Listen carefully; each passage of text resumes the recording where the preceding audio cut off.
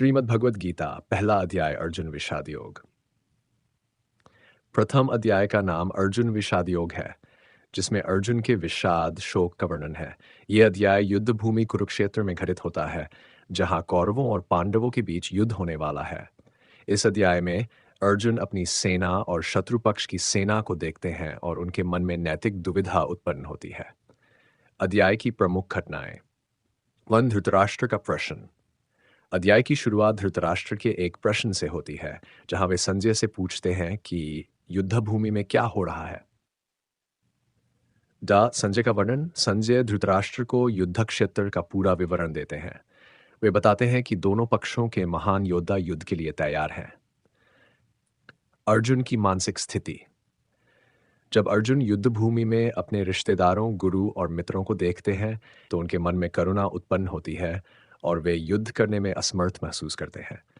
उनका शरीर शिथिल हो जाता है, धनुष उनके हाथ से गिर जाता है और वे भगवान कृष्ण से अपनी दुविधा प्रकट करते हैं।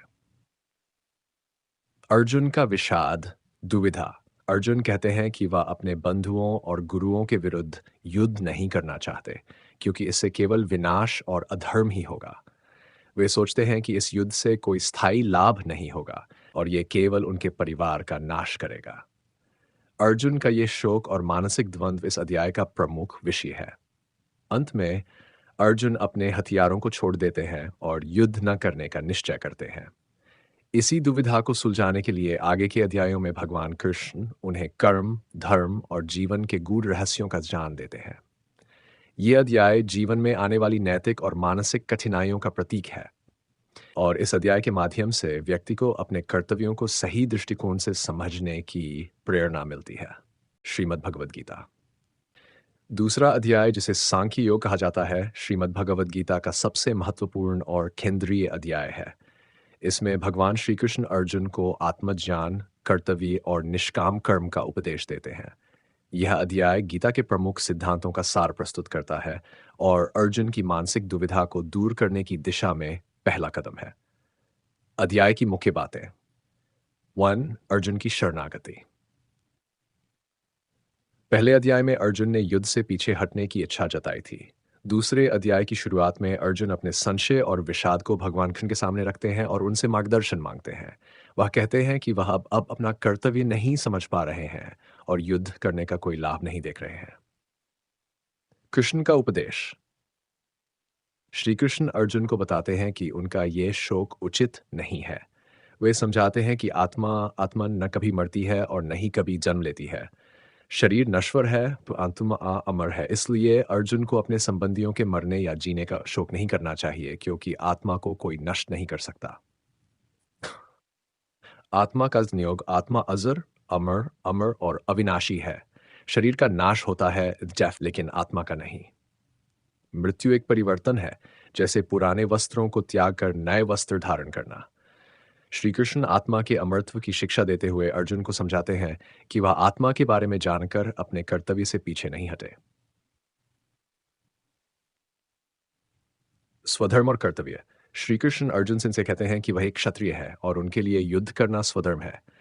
अगर वह अपने धर्म से विमुख होते हैं तो उन्हें अधर्म का दोष लगेगा और समाज में उनकी प्रतिष्ठा समाप्त हो जाएगी। 5. कर्मयोग। श्री कृष्ण निष्काम कर्म का सिद्धांत प्रस्तुत करते हैं। व्यक्ति को अपने कर्तव्यों का पालन बिना किसी फल की इच्छा के करना चाहिए। कर्म का अधिकार मनुष्य के पास है, लेकिन फल पर उसका अधिकार नहीं है। फल की चिंता छोड़कर कर्म करने से व्यक्ति बंधनों से मुक्त हो जाता है। 6. स्थिर प्रज्ञ अवस्था। श्री कृष्ण अर्जुन को स्थिर प्रज्ञ की स्थिति के बारे में बताते हैं, जिसमें मनुष्य इंद्रियों के सुख दुख से परे होकर स्थित रहता है और हर परिस्थिति में एक समान भाव में स्थित रहता है। ऐसा व्यक्ति बाहरी सुख दुख से प्रभावित नहीं होता और उसे आत्मा का साक्षात्कार हो जाता है। उपसंहार। दूसरे अध्याय में भगवान कृष्ण ने अर्जुन को आत्मा, कर्म और धर्म के बारे में गहरा ज्ञान प्रदान किया है। यह अध्याय जीवन में निष्काम कर्म की महत्ता और आत्मा के शाश्वत स्वरूप पर प्रकाश डालता है। कृष्ण अर्जुन को प्रेरित करते हैं कि वह अपने संशय को छोड़कर अपने कर्तव्य का पालन करें। इस प्रकार दूसरे अध्याय में अर्जुन को धर्म और कर्म का सही मार्ग दिखाया गया है। श्रीमद् भगवद गीता तीसरा अध्याय कर्मयोगी कर्मयोग एक कर्मयोग तीसरा आत्मयोग के रूप में प्रसिद्ध है, जिसमें भगवान श्री कृष्ण अर्जुन को कर्मयोग के मार्ग की शिक्षा देते हैं। इस अध्याय में कर्म कर्तव्य का महत्व, उसके फल से अनासक्त रहकर कर्तव्य पालन और समाज में अपनी भूमिका को समझकर उसे निभाने की आवश्यकता पर प्रकाश डाला गया है। अध्याय की मुख्य बातें। मान अर्जुन का प्रश्न। अर्जुन भगवान श्री कृष्ण से पूछते हैं कि यदि ज्ञान सांख्य योग श्रेष्ठ है, तो उन्हें युद्ध कर्म करने के लिए क्यों प्रेरित किया जा रहा है। अर्जुन की दुविधा यह है कि ज्ञान के मार्ग से तो मोक्ष मिल सकता है, फिर कर्म क्यों करना चाहिए। डू कर्म और ज्ञान का समन्वय। श्री कृष्ण अर्जुन को समझाते हैं कि केवल ज्ञान से मोक्ष प्राप्त नहीं हो सकता। प्रत्येक व्यक्ति को अपने कर्तव्यों का पालन करना चाहिए, क्योंकि बिना कर्म किए व्यक्ति का जीवन संभव नहीं है। दोनों मार्ग, ज्ञान योग और कर्मयोग, सही है, लेकिन कर्मयोग उन लोगों के लिए अधिक उपयुक्त है जो गृहस्थ जीवन जी रहे हैं। निष्काम कर्मयोग। श्री कृष्ण अर्जुन को समझाते हैं कि कर्मयोग का अर्थ है बिना फल की इच्छा के अपना कर्तव्य करना। वे कहते हैं कि व्यक्ति को कर्म तो करना चाहिए, लेकिन उसके परिणाम से अनासक्त रहना चाहिए। कर्म करते समय मनुष्य को यह भावना रखनी चाहिए कि वह ईश्वर के लिए काम कर रहा है और उसके फल की चिंता ईश्वर पर छोड़ देनी नहीं चाहिए। सार कर्तव्य पालन का महत्व। श्री कृष्ण बताते हैं कि सृष्टि का संचालन कर्म पर आधारित है। सभी प्राणी अपने अपने कर्तव्यों का पालन करते हुए इस संसार को चलाते हैं। यदि व्यक्ति कर्म करना छोड़ देगा तो संसार का संतुलन बिगड़ जाएगा। भगवान कहते हैं कि वे स्वयं भी निष्काम भाव से कर्म करते हैं, क्योंकि यदि वे ऐसा नहीं करेंगे तो संसार में अनुशासन और धर्म का पालन नहीं होगा। इसी प्रकार समाज में प्रत्येक व्यक्ति को अपने अपने कर्तव्यों का पालन करना चाहिए। 5 यजी भावना और समाज का कल्याण। श्री कृष्ण यज्ञ बलिदान की महत्ता बताते हैं। यज्ञ का अर्थ केवल हवन नहीं है, बल्कि यह हर वह कर्म है जो निस्वार्थ भावना से समाज और लोक कल्याण के लिए किया जाए।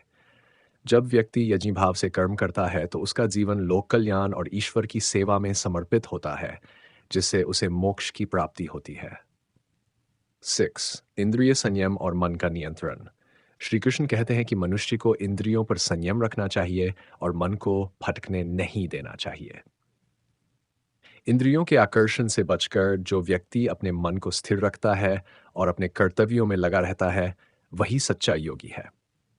7 अज्ञान और कामना से प्रभावित लोग। भगवान अर्जुन को बताते हैं कि जो लोग अपने कर्मों के प्रति जागरूक नहीं होते और जो केवल भौतिक सुख सुविधाओं में लिप्त रहते हैं, वे मोह और अज्ञान के कारण दुखों में फंस जाते हैं। इसलिए व्यक्ति को ज्ञानपूर्वक और निस्वार्थ भाव से कर्म करना। उपसंहार कर्मयोग का ये अध्याय व्यक्ति को यह सिखाता है कि जीवन में कर्म करना अनिवार्य है, लेकिन वह कर्म निष्काम भाव से होना चाहिए।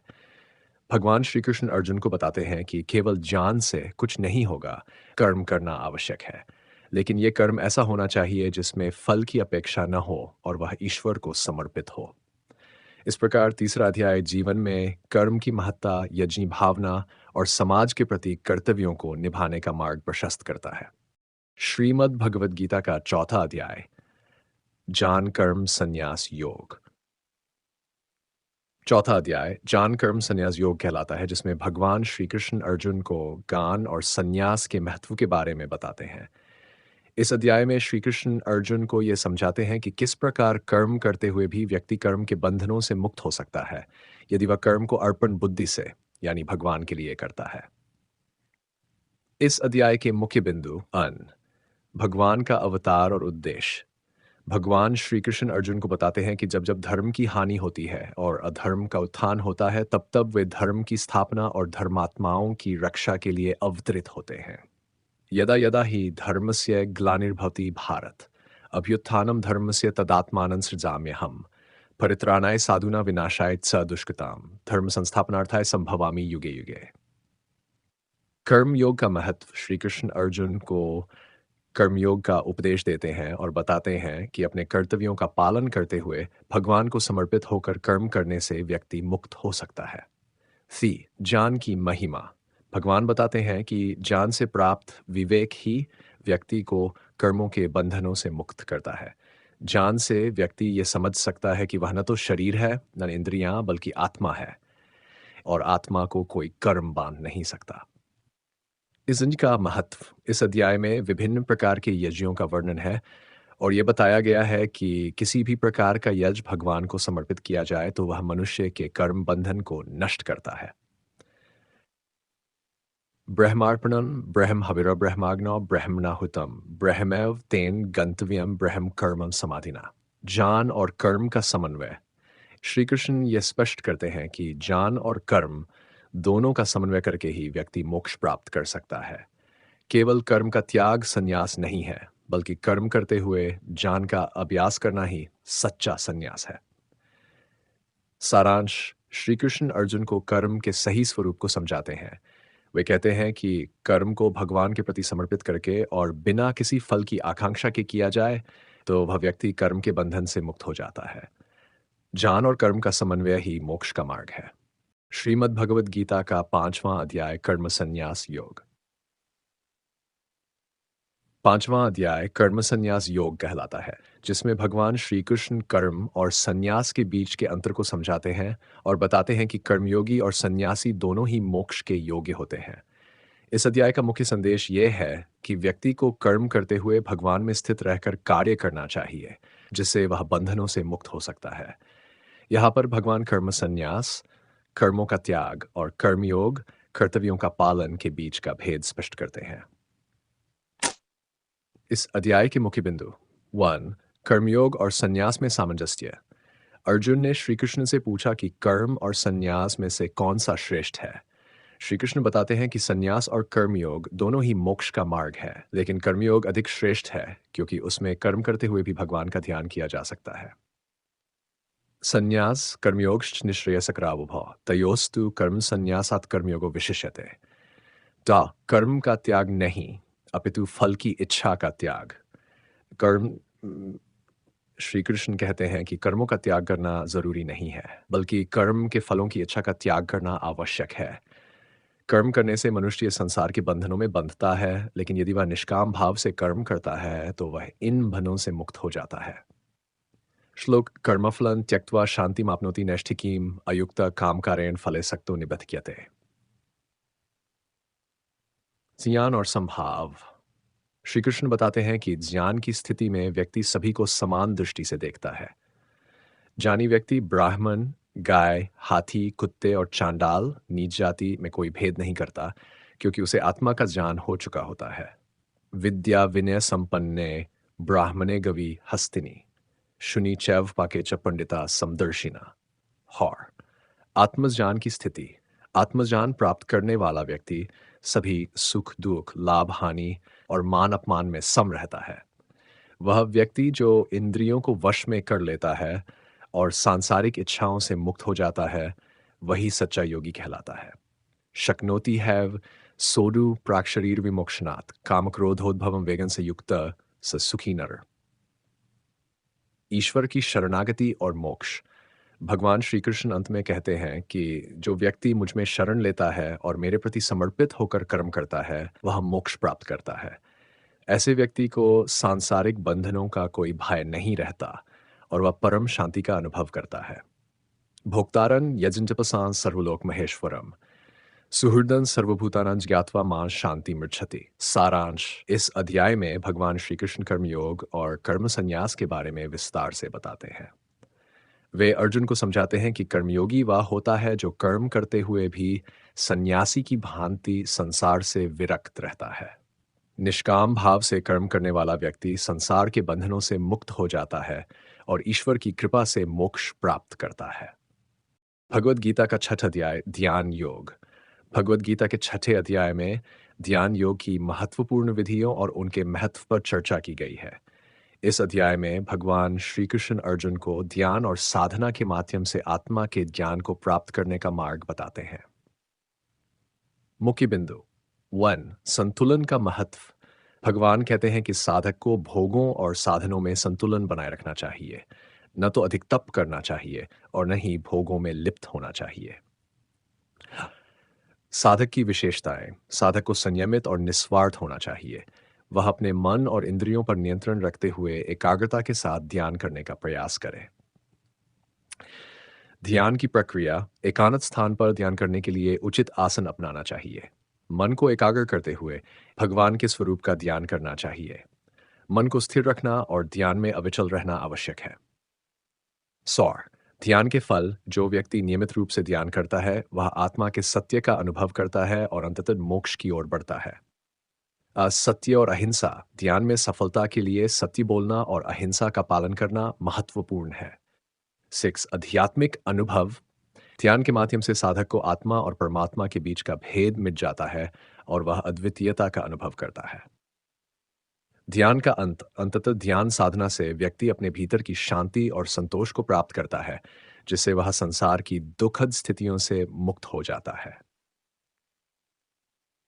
निष्कर्ष। छठा अध्याय ध्यान योग का विस्तृत विवेचन करता है, जो साधक को ध्यान करने की विधि और इसके महत्व के बारे में जागरूक करता है। आ, इस अध्याय के माध्यम से ये बताया गया है कि ध्यान केवल मानसिक शांति के लिए नहीं, बल्कि आत्मज्ञान के लिए एक प्रभावी साधन है। श्रीमद् भगवद गीता का 7वां अध्याय अज्ञान विज्ञान योग के नाम से जाना जाता है।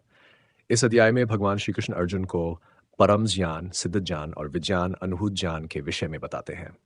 इस ज्ञान से मनुष्य भगवान की दिव्य महिमा को जानकर उनके प्रति पूर्ण समर्पण कर सकता है। मुख्य बिंदु 1 भगवान को जानने का उपाय। श्री कृष्ण अर्जुन को बताते हैं कि यदि कोई मनुष्य पूरी तरह से अपने मन और बुद्धि को श्री कृष्ण में लगाता है तो वह भगवान को जान सकता है। भगवान के ज्ञान को प्राप्त करने के लिए भक्ति और समर्पण आवश्यक है। 2 प्रकृति और परमात्मा। भगवान श्री कृष्ण 2 प्रकार की प्रकृतियों के बारे में बताते हैं। अपरा प्रकृति। ये प्रकृति भौतिक है, जो 5 तत्वों पृथ्वी, जल, अग्नि, वायु, आकाश और मन, बुद्धि और अहंकार से बनी होती है। प्रकृति ये जीवात्मा है, जो संपूर्ण जगत का कारण है। भगवान इसे अपनी उच्चतर प्रकृति कहते हैं। भगवान की महिमा। श्री कृष्ण बताते हैं कि वे ही सृष्टि के मूल कारण हैं। वे इस जगत के मूल में हैं और इसे नियंत्रित करते हैं। जो लोग ज्ञान के अभाव में भौतिक सुखों में लिप्त रहते हैं, वे भगवान को पहचान नहीं पाते। शास्त्र। विभिन्न प्रकार के भक्त। भगवान श्री कृष्ण 4 प्रकार के भक्तों का वर्णन करते हैं।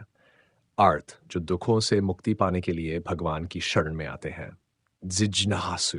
जो भगवान के बारे में जानने की इच्छा रखते हैं। अर्थार्थी। जो सांसारिक सुख और संपत्ति की इच्छा रखते हैं। ज्ञानी। जो भगवान को समर्पित होकर उनका वास्तविक स्वरूप जानते हैं। इनमें ज्ञानी भक्त को भगवान सबसे श्रेष्ठ मानते हैं, क्योंकि वह भगवान को सच्चे रूप में जानता है और उनकी भक्ति में लीन रहता है। 5 माया का प्रभाव। भगवान कहते हैं कि माया भौतिक शक्ति बहुत शक्तिशाली है और इसे पार कर पाना कठिन है, लेकिन जो लोग भगवान की शरण में आते हैं वे माया के प्रभाव से मुक्त हो जाते हैं। अज्ञानी और जानी। अज्ञानी व्यक्ति भौतिक संसार के सुखों में लिप्त रहते हैं और भगवान को नहीं पहचान पाते, लेकिन जानी व्यक्ति भगवान को ही सर्वस्व मानते हैं और उन्हें पाने का प्रयास करते हैं। निष्कर्ष। 7वां अध्याय यह सिखाता है कि भगवान को जानने और समझने के लिए भक्ति, समर्पण और ज्ञान की आवश्यकता है। जो व्यक्ति भगवान को जानने का प्रयास करता है और माया से मुक्त होकर भगवान की शरण में आता है, वही सच्चा भक्त है और भगवान को प्राप्त करता है। श्रीमद् भगवद गीता का 8वां अध्याय अक्षर ब्रह्म योग के नाम से जाना जाता है। इस अध्याय में भगवान श्री कृष्ण अर्जुन के प्रश्नों का उत्तर देते हैं, जो ब्रह्म, अध्यात्म, कर्म, योग और मृत्यु के समय भगवान को प्राप्त करने के विषय में है। यह अध्याय मुख्य रूप से मृत्यु के समय ध्यान और जीवन के उद्देश्य को समझने पर केंद्रित है। मुख्य बिंदु। अर्जुन के प्रश्न। अर्जुन भगवान श्री कृष्ण से पूछते हैं कि ब्रह्म क्या है, अध्यात्म क्या है, कर्म क्या है और मृत्यु के समय आत्मा की स्थिति क्या होती है। अर्जुन ये भी पूछते हैं कि भगवान का स्मरण मृत्यु के समय कैसे किया जा सकता है। 2 भगवान श्री कृष्ण बताते हैं कि जो परम सत्ता नाश रहित है उसे अक्षर ब्रह्म कहते हैं। आत्मा को जानना ही अध्यात्म है। जो सृष्टि को उत्पन्न और उसका पालन करता है वह ब्रह्म है, और कर्म वह है जो सृष्टि की गति को बनाए रखता है। मृत्यु के समय स्मरण। भगवान कहते हैं कि जो व्यक्ति मृत्यु के समय अंतःकरण में जिस वस्तु का स्मरण करता है वह उसी अवस्था को प्राप्त करता है। इसलिए व्यक्ति को जीवन भर भगवान का स्मरण करना चाहिए ताकि मृत्यु के समय भी उसे भगवान की याद हो। जो व्यक्ति मृत्यु के समय भगवान का ध्यान करता है वह मोक्ष प्राप्त करता है। सौर योग के माध्यम से भगवान को प्राप्त करना। भगवान ये बताते हैं कि योग के माध्यम से किस प्रकार व्यक्ति अपनी इंद्रियों और मन को नियंत्रित कर भगवान के ध्यान में लीन हो सकता है। योगाभ्यास द्वारा मनुष्य अपनी प्राण शक्ति को मस्तक में केंद्रित कर भगवान का ध्यान कर सकता है। बाय दो मार्गों का वर्णन। भगवान दो मार्गों का उल्लेख करते हैं, शुक्ल मार्ग, देवयान। यह मार्ग उन आत्माओं के लिए है जो भगवान को प्राप्त करती है और पुनर्जन्म से मुक्त हो जाती है। कृष्ण मार्ग, यह मार्ग उन आत्माओं के लिए है जो पुनर्जन्म के चक्र में फिर से लौटती है। एक्स भक्ति की महिमा। भगवान बताते हैं कि जो भक्त निरंतर प्रेम और श्रद्धा से भगवान का ध्यान करते हैं वे भगवान को प्राप्त करते हैं और मृत्यु के बाद मोक्ष प्राप्त करते हैं। ऐसे भक्त को पुनर्जन्म के चक्र से मुक्ति मिलती है। 7 स्मरण की अनिवार्यता। श्री कृष्ण कहते हैं कि जीवन भर भगवान का स्मरण और ध्यान करते रहना चाहिए क्योंकि यही मृत्यु के समय मोक्ष का कारण बनता है।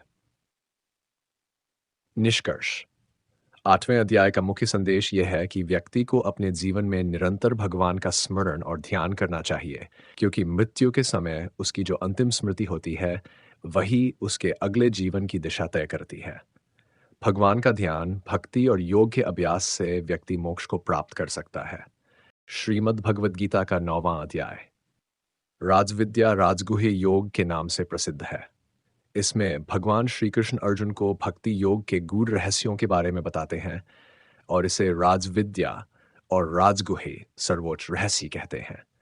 यह अध्याय भक्ति की महिमा, भगवान की सर्वव्यापकता और उनके प्रति समर्पण के महत्व को विस्तार से समझाता है।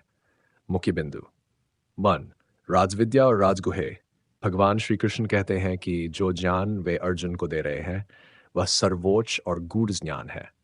यह ज्ञान न केवल बुद्धि से प्राप्त होता है बल्कि इसे अनुभव द्वारा भी जाना जा सकता है। यह सबसे पवित्र, सरल और मोक्ष प्रदान करने वाला ज्ञान है। भगवान की सर्वव्यापकता। भगवान कहते हैं कि वे सब कुछ में व्याप्त हैं और सब कुछ उनमें स्थित है, फिर भी वे सबसे अलग है। सारा संसार उनकी शक्ति से संचालित है लेकिन वे उससे बंधे नहीं हैं। वे सृष्टि, पालन और संहार के अधिष्ठाता है परंतु वे इन कर्मों से असंग रहते हैं। भगवान की भक्ति का महत्व। भगवान श्री कृष्ण बताते हैं कि जो व्यक्ति भक्ति से उनकी आराधना करता है वह उन्हें प्राप्त करता है। भक्ति मार्ग सबसे सरल और श्रेष्ठ मार्ग है जिसके द्वारा कोई भी व्यक्ति, चाहे वह किसी भी वर्ग या स्थिति का हो, भगवान को प्राप्त कर सकता है। माया का प्रभाव। भगवान ये भी बताते हैं कि माया भौतिक संसार के प्रभाव के कारण लोग उन्हें नहीं पहचान पाते और भौतिक सुखों में लिप्त रहते हैं। केवल वे लोग जो भक्ति और समर्पण के मार्ग पर चलते हैं वे माया के इस भ्रम से मुक्त हो सकते हैं। बाय निस्वार्थ भक्ति। भगवान श्री कृष्ण कहते हैं कि जो भी भक्त प्रेम और श्रद्धा से उन्हें फल, फूल, जल या पत्ती अर्पित करता है वे उसे प्रेम पूर्वक स्वीकार करते हैं। भगवान को केवल समर्पण और प्रेम चाहिए, न कि बाहरी आडंबर या संपन्नता। यह निस्वार्थ भक्ति का उदाहरण है। 6 सभी के प्रति संभाव। भगवान कहते हैं कि वे सभी के प्रति समान भाव रखते हैं लेकिन जो भक्त उन्हें प्रेम पूर्वक भजते हैं वे उनके हृदय में विशेष स्थान रखते हैं। यहाँ तक कि यदि कोई पापी भी सच्चे हृदय से भगवान की शरण में आ जाता है तो वह भी उद्धार पाता है और साधु हो जाता है। अन्य भक्ति की महिमा। जो व्यक्ति हर समय केवल भगवान का स्मरण करता है और उनसे अन्य भक्ति करता है वह कभी नष्ट नहीं होता। ऐसा व्यक्ति सीधे भगवान को प्राप्त करता है और संसार के दुखों से मुक्त हो जाता है। निष्कर्ष। 9वां अध्याय यह सिखाता है कि भक्ति और समर्पण के द्वारा भगवान को प्राप्त किया जा सकता है। यह अध्याय भगवान की सर्वव्यापकता और भक्ति की शक्ति को बताता है। भगवान का प्रेम उनकी भक्ति से जुड़ा होता है और कोई भी व्यक्ति, चाहे उसकी सामाजिक स्थिति कुछ भी हो, भक्ति के द्वारा भगवान को पा सकता है। श्रीमद् भगवद गीता का 10वां अध्याय विभूति योग कहलाता है। इस अध्याय में भगवान श्री कृष्ण अर्जुन को अपनी दिव्य विभूतियों और महिमा का वर्णन करते हैं। वे बताते हैं कि किस प्रकार वे समस्त सृष्टि में व्याप्त हैं और हर चीज में उनकी उपस्थिति है। भगवान की विभूतियां श्री कृष्ण बताते हैं कि वे समस्त सृष्टि के मूल कारण हैं। वे सभी में विद्यमान हैं और उनकी विभूतियां संसार की हर वस्तु में दिखाई देती हैं। वे सर्वोच्च सत्ता है और हर एक वस्तु में उनकी उपस्थिति है, चाहे वह देवता हो, ईशी हो या साधारण प्राणी हो। श्रद्धा और भक्ति भगवान कहते हैं कि जो भक्तजन निरंतर उनके बारे में सोचते हैं, उनकी आराधना करते हैं, उन्हें वे ज्ञान और समझ प्रदान करते हैं जिससे वे उन्हें प्राप्त कर सकें। 3. विभूतियों का विस्तार भगवान ने अनेक विभूतियों का उदाहरण दिया, जैसे वे सभी देवताओं में इंद्र हैं, ग्रहों में सूर्य है, ऋषियों में नारद हैं, नदियों में गंगा है और महापुरुषों में ऋषभदेव है। वे इस संसार की हर महत्वपूर्ण और अद्वितीय चीज में विद्यमान है। 4. अर्जुन की जिज्ञासा अर्जुन भगवान से ये जानने के लिए उत्सुक होते हैं कि किस प्रकार से वे उनकी महिमा को और अधिक विस्तार से समझ सकते हैं, ताकि वे अपनी भक्ति में और अधिक दृढ़ हो सकें। अध्याय का निष्कर्ष भगवान कहते हैं कि उनकी महिमा और विभूतियां अनंत हैं और ये संसार केवल उनकी अनंत विभूतियों की एक झलक मात्र है। जो इस सत्य को जानता है वह परम सत्य को जानने की ओर अग्रसर होता है। इस प्रकार 10वें अध्याय में भगवान कृष्ण अपनी विभूतियों और महिमा के माध्यम से ये समझाते हैं कि वे ही इस समस्त संसार के कारण हैं और उनकी भक्ति ही मनुष्य को जीवन के अंतिम लक्ष्य तक पहुंचा सकती है। श्रीमद् भगवद गीता का 11वां अध्याय विश्वरूप दर्शन योग कहलाता है। इस अध्याय में भगवान श्री कृष्ण अर्जुन को अपना विश्व रूप दिखाते हैं जो संपूर्ण ब्रह्मांड का दृश्य है। यह अध्याय अत्यंत महत्वपूर्ण है क्योंकि इसमें अर्जुन को भगवान की पूर्ण दिव्य महिमा और सर्वव्यापकता का प्रत्यक्ष अनुभव होता है। 11वें अध्याय का सार 1. अर्जुन की जिज्ञासा अर्जुन ने भगवान श्री कृष्ण से उनकी महिमा और दिव्य स्वरूप को प्रत्यक्ष रूप में देखने की इच्छा व्यक्त की। वे भगवान से ये जानना चाहते हैं कि जिस दिव्य सत्ता की वे बात कर रहे हैं वह वास्तव में कैसी दिखती है।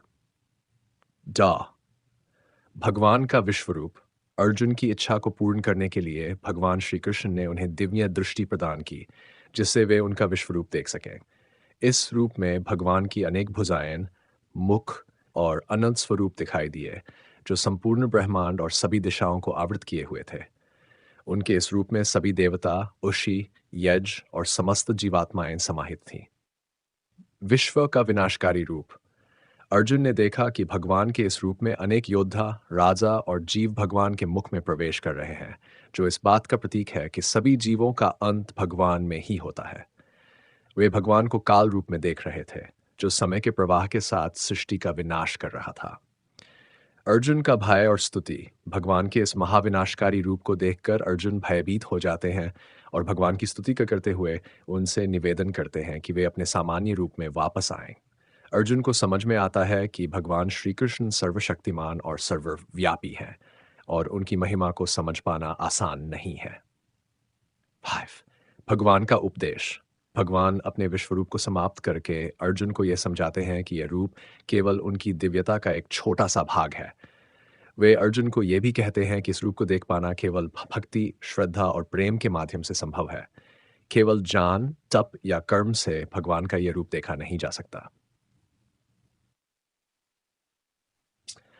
अध्याय का निष्कर्ष भगवान कहते हैं कि जो व्यक्ति निस्वार्थ प्रेम और भक्ति के साथ उनकी आराधना करता है वह उन्हें वास्तविक रूप में देख सकता है और उनके साथ एकात्म हो सकता है।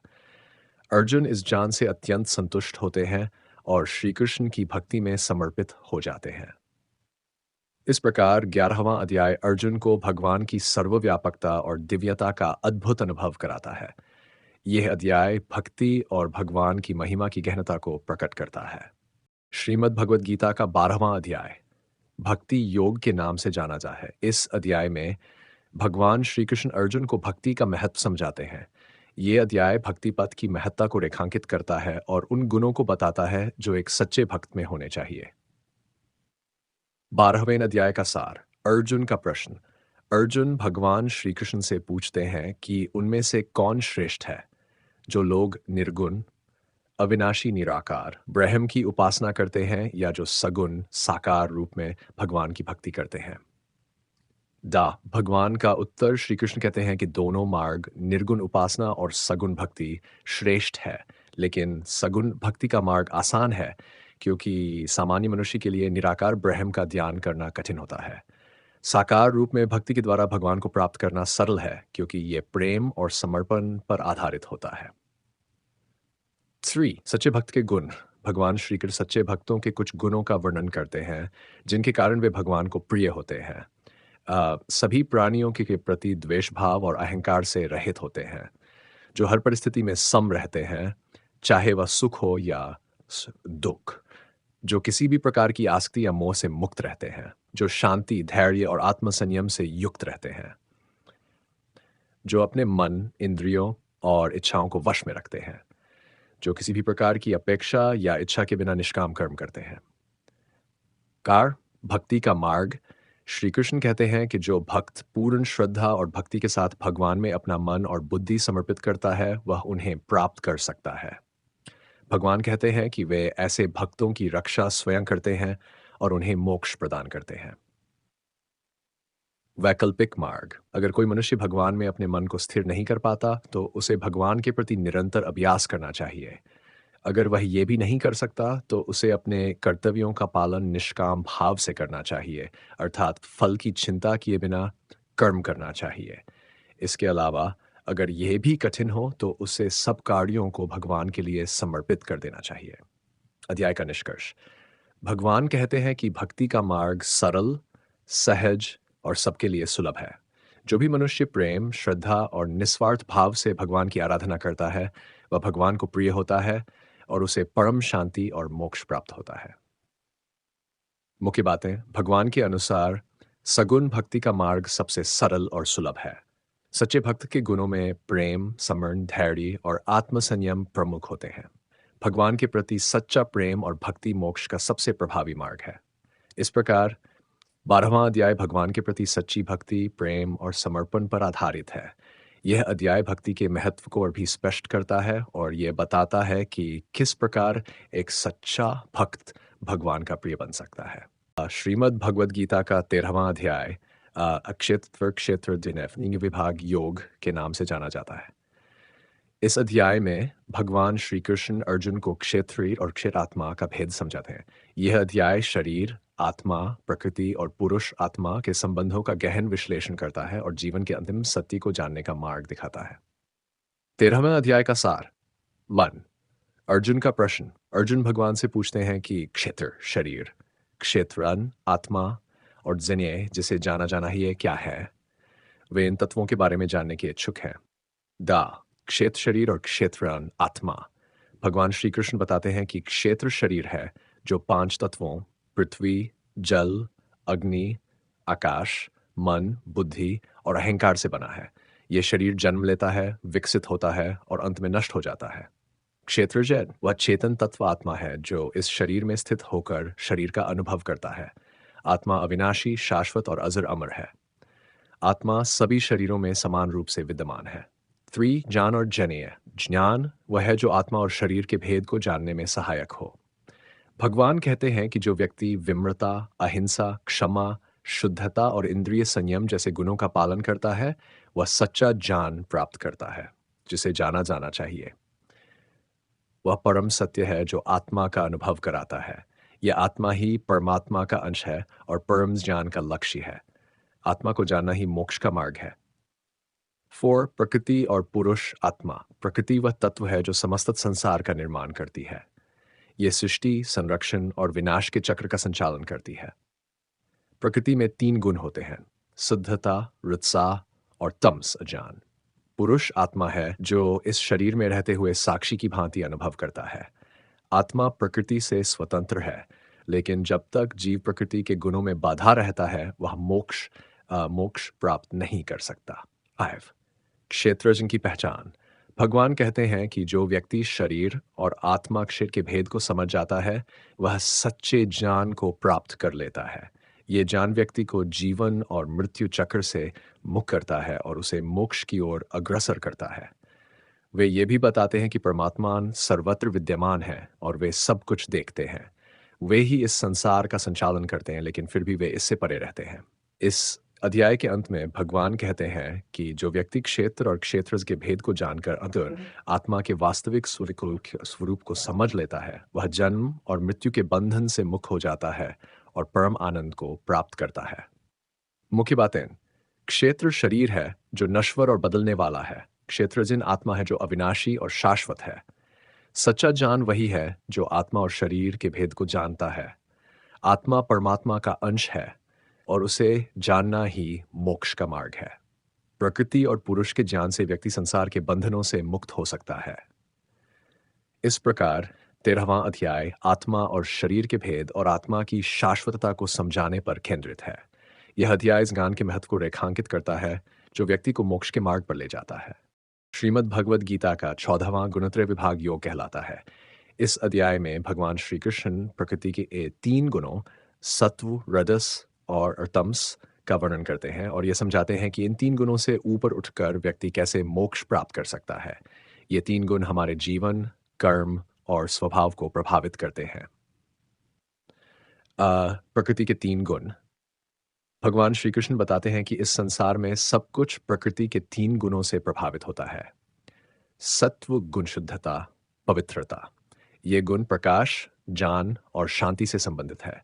सत्व गुण मनुष्य को सुख और शांति की ओर ले जाता है और उसे ज्ञान प्राप्त करने में मदद करता है। जो व्यक्ति सत्व गुण में स्थित रहता है वह शांति और संतुलन बनाए रखता है, परंतु इस गुण से भी बंधन उत्पन्न होता है क्योंकि यह व्यक्ति को सुख की ओर आकर्षित करता है। रजस गुण उत्साह, क्रियाशीलता। ये गुण गतिविधि, इच्छा और तृष्णा से जुड़ा है। रजस गुण के प्रभाव में व्यक्ति कर्म करने की इच्छा से प्रेरित होता है और फल की प्राप्ति की आकांक्षा रखता है। ये गुण लोगों को भौतिक इच्छाओं में उलझा कर रखता है और मन को अशांत करता है। तमज्ञान, आलस्य। ये गुण अज्ञानता, जड़ता और आलस्य से जुड़ा है। तमस गुण व्यक्ति को निष्क्रिय, आलसी और अज्ञानी बनाता है। ये व्यक्ति को अंधकार और भ्रम में रखता है और उसे अधोगति की ओर ले जाता है। दो गुणों का प्रभाव। भगवान श्री कृष्ण बताते हैं कि यह सारा संसार इन तीन गुणों के प्रभाव में है और मनुष्य का कर्म और व्यवहार इन्हीं गुणों से संचालित होता है।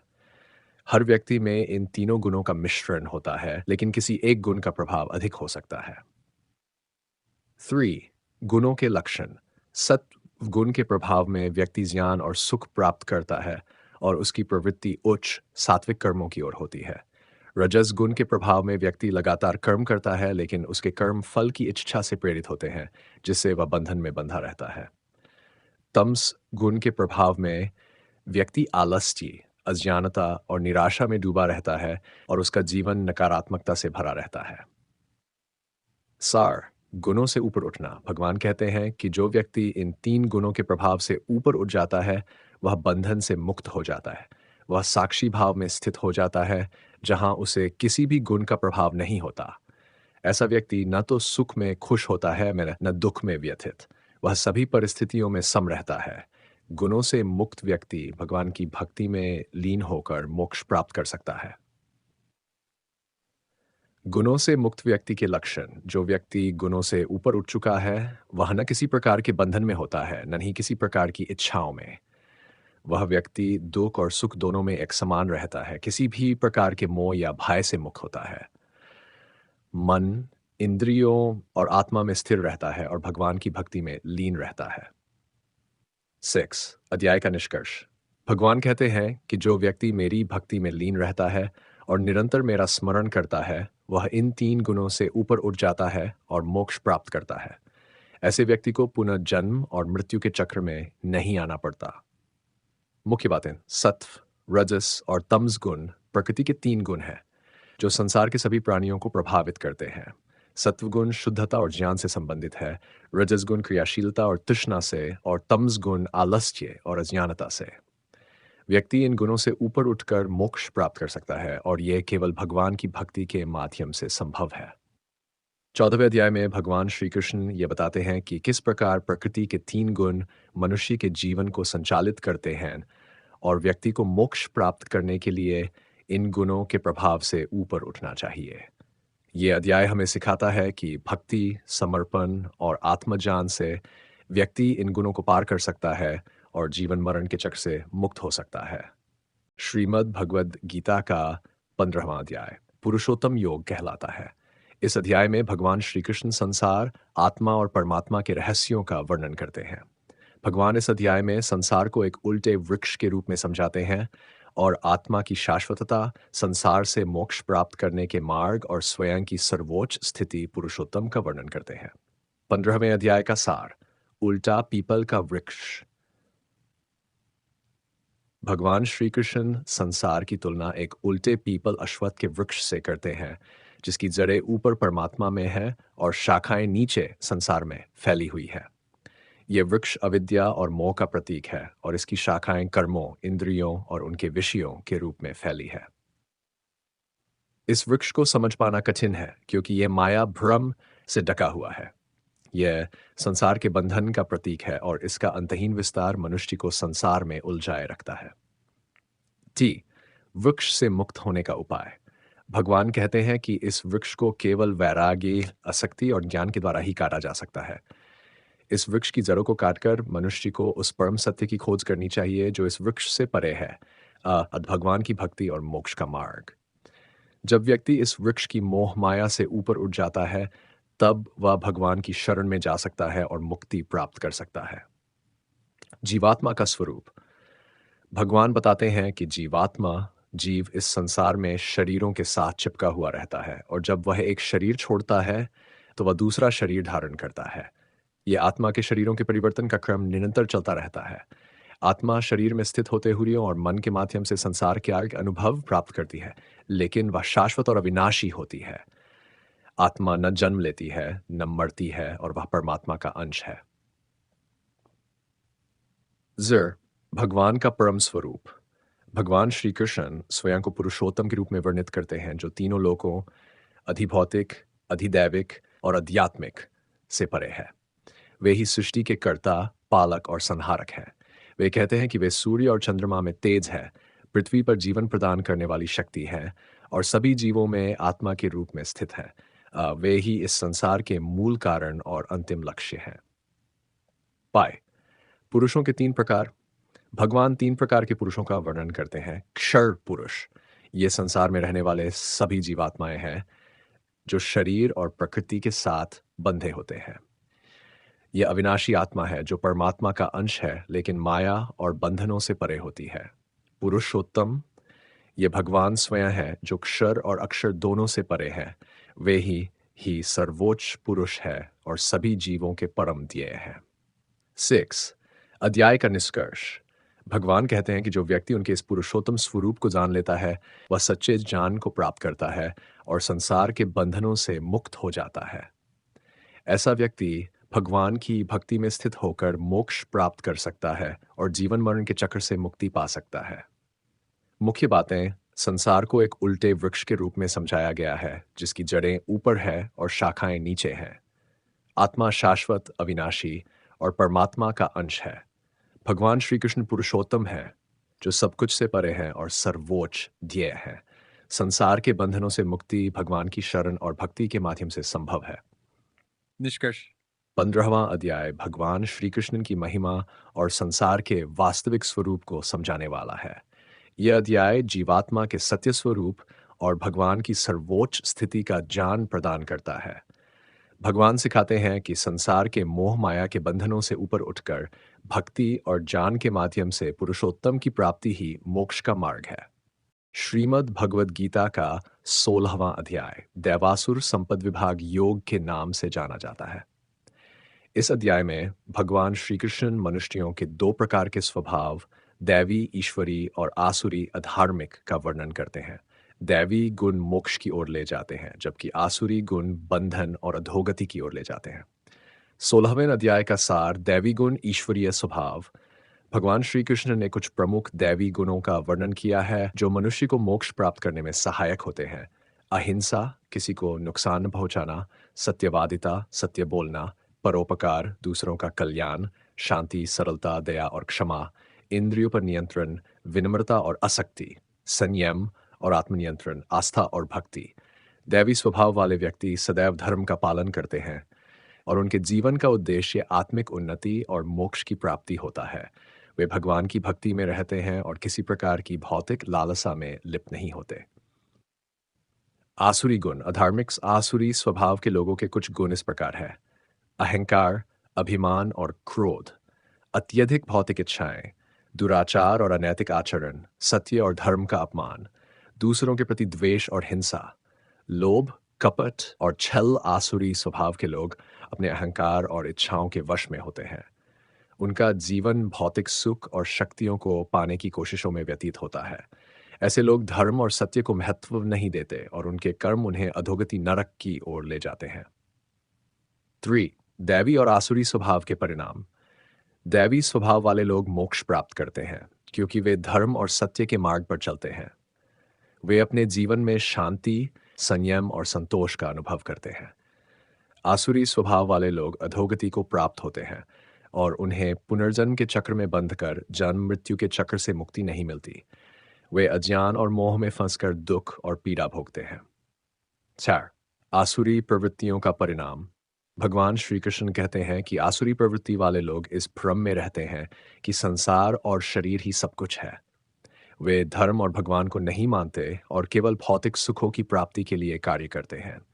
ऐसे लोग अपने अहंकार और इच्छाओं के कारण अंततः अधोगति को प्राप्त होते हैं।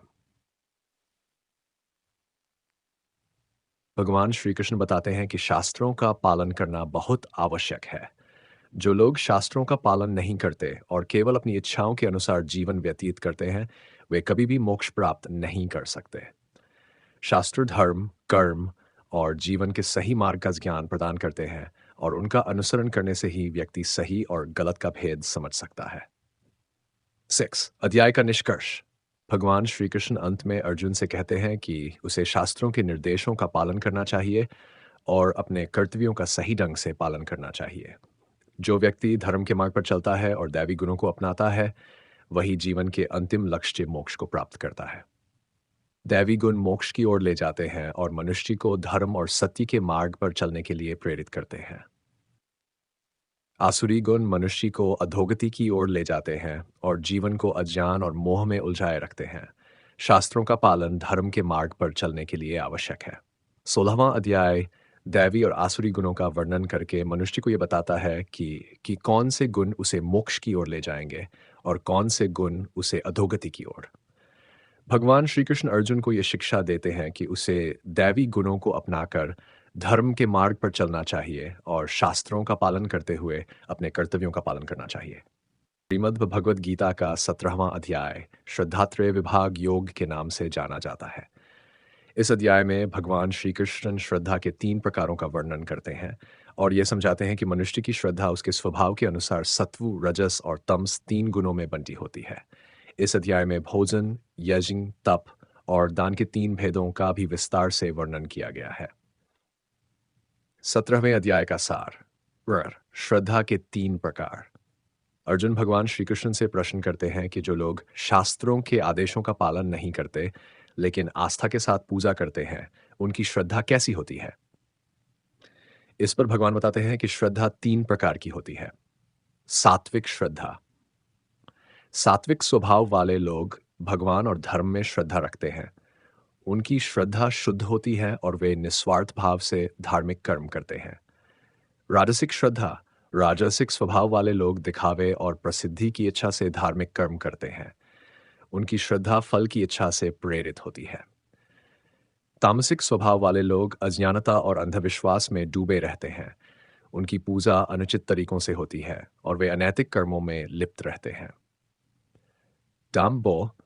भोजन के 3 प्रकार। भगवान श्री कृष्ण भोजन को भी 3 गुणों के आधार पर विभाजित करते हैं। सात्विक भोजन। ये भोजन आयु, बुद्धि, शक्ति और स्वास्थ्य को बढ़ाने वाला होता है। सात्विक भोजन स्वादिष्ट, हल्का, शुद्ध और पौष्टिक होता है, जैसे ताजे फल, सब्जियां और अनाज। राजसिक भोजन। ये भोजन बहुत तीखा, खट्टा, नमकीन और भारी होता है। राजसिक भोजन तृष्णा, दुख और रोग को बढ़ाता है। तामसिक भोजन। ये बासी, दुर्गंध युक्त और अशुद्ध भोजन होता है। तामसिक भोजन से मन और शरीर में नकारात्मकता उत्पन्न होती है। 3. हवन के 3 प्रकार। सात्विक यज्ञ। सात्विक यज्ञ निस्वार्थ भाव से किया जाता है, केवल भगवान की पूजा के लिए, बिना किसी फल की इच्छा के। राजसिक यज्ञ दिखावे और प्रसिद्धि की इच्छा से किया जाता है। इसका उद्देश्य स्वार्थ सिद्ध करना होता है।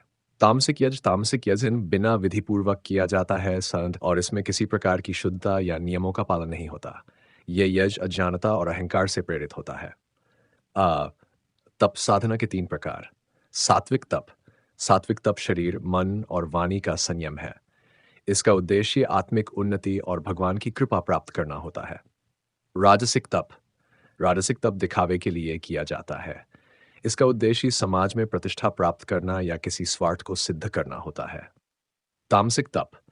तामसिक तप शरीर को कष्ट पहुंचाने या दूसरों को हानि पहुंचाने के उद्देश्य से किया जाता है।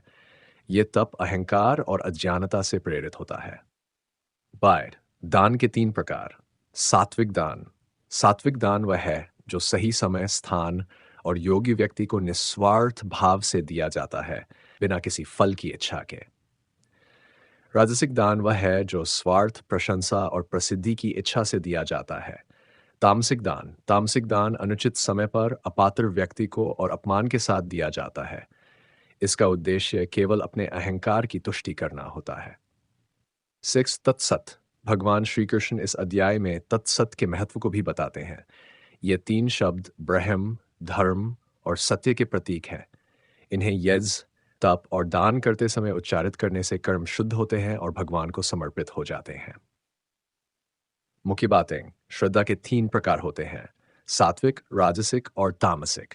भोजन, यज्ञ, तप और दान भी सत्वस और तमस गुणों के आधार पर विभाजित होते हैं।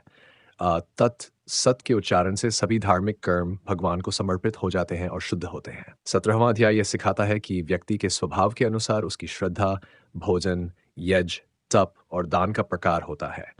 सात्विक कर्म मोक्ष की ओर ले जाते हैं, जबकि राजसिक और तामसिक कर्म बंधन और अधोगति की ओर। भगवान श्री कृष्ण अर्जुन को सलाह देते हैं कि उसे सात्विक गुणों को अपनाकर निस्वार्थ भाव से कर्म करना चाहिए और अपने सभी कर्मों को भगवान को समर्पित करना चाहिए।